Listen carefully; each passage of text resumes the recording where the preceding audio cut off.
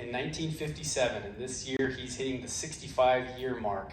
And I'll let Wade describe a little bit, or I guess we've got very special recognition for Bob, just being one of the originals, kind of one of the founding fathers. And so I would love, I don't know, Dave, if it'd be possible, if you could switch that to video mode, and we could just record a video of us celebrating Bob, and then we'll just give him a round of applause, and then we'll give that to Andy to show to his dad who couldn't be here today. But thank you, Andy. Please pass along to your dad how much we appreciate his many decades of service as a hunter ed instructor. So Bob Larsson, 65 years, hunter education.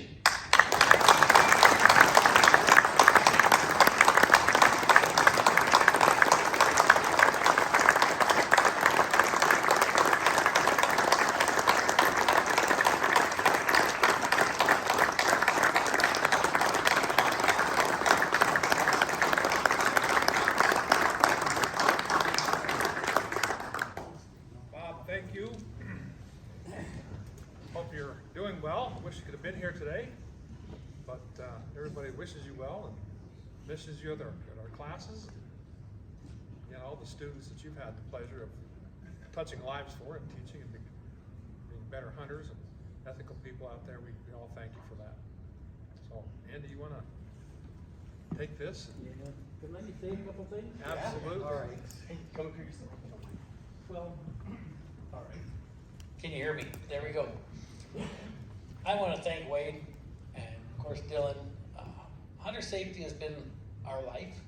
My dad, as they said, started teaching in 1957. He wasn't real old then. He's 92 today. He'll be 93 in May if he makes it. He had a stroke last Sunday night. We lost him for about 12 hours, but he came back. And he's his old self, really old self, but he's his old self.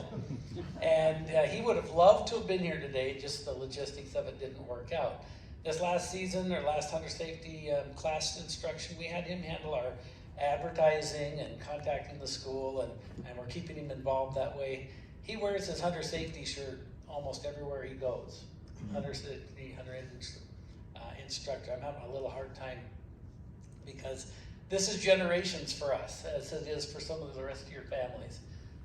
I sharpened pencils for him when I was 5 years old, and learned to do what Dad does, and then followed him into that. My son, my grandson is 9, he'll be probably next, but we have 3 generations teaching now, and if Dad hangs on long enough, I don't know how old you have to be a junior, he'd have to be 100 years old probably by the time my grandson comes along. But I just want to thank the department and everyone for treating my dad so well for all these years. Thank you so much.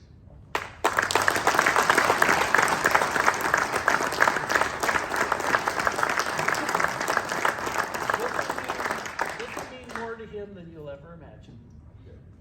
Thank you, sir. Thank you, Tom. I will. So awesome. Well, that's a pretty perfect way to wrap up today's workshop.